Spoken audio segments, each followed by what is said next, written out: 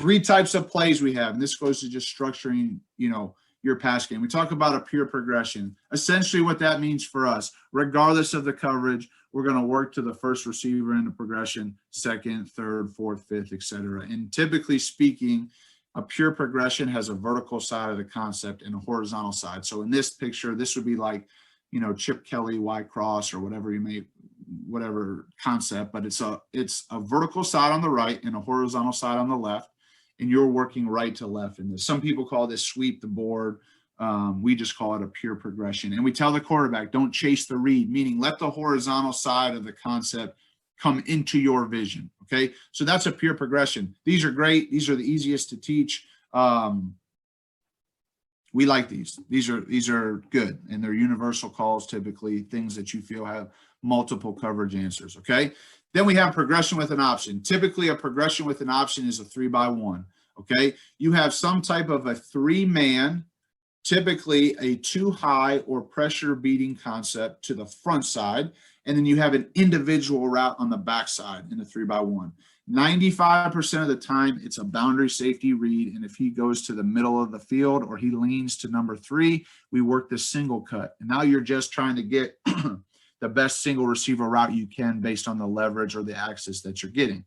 The couple exceptions that could happen there is if you're getting pressure to the field and you lose your back, sometimes you don't want to be working the single, you'd rather stay front side. Or if you have, just a phenomenal player at corner, you really don't want to work a single. And I would tell you as a coach, if their single receiver corner is going to be better than your single receiver, try to stay out of these best you can, because you're just not helping yourself out if they just keep pushing the coverage to the field and now you're working a single cut versus, an All-American. But we talk about this progression with an option. So quarterback gets up there. It's a boundary safety read 9 out of 10 times. If he goes to the field, you work your single receiver down to your check down. If he stays on the hash or he works a half field or he spins weak, you work the front side. And once you have one to the side or the other, it turns into a pure progression. In this example, it's a curl flat with the hook over the ball. Okay. Okay. And then the last one, this is a pick aside play. Essentially, this is how we teach a pick aside. And we do these only when, defenses are less multiple and a little bit more clear, like you're playing a 3-deep team and a cover 2 team, where the identification of the coverage is relatively easy to the quarterback. Okay, so this is a simple example. You have double hitches to the right, you have double slants to the left.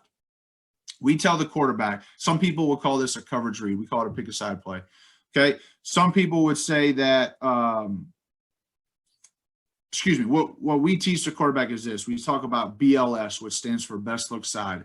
That's a combination of 3 things: defender alignment, which could be coverage, 1 high, 2 high, etc., or it could be access versus no access, or cloud versus no cloud, whatever that is. That gives them the criteria they need to make a decision on what side to work, okay?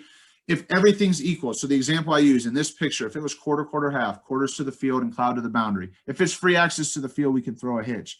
If it's cloud, we like double slants. Well, really, it's equal. Okay, so then it would go to personnel. Who's my best player? Get him the ball. Who's their worst player? Throw at that guy.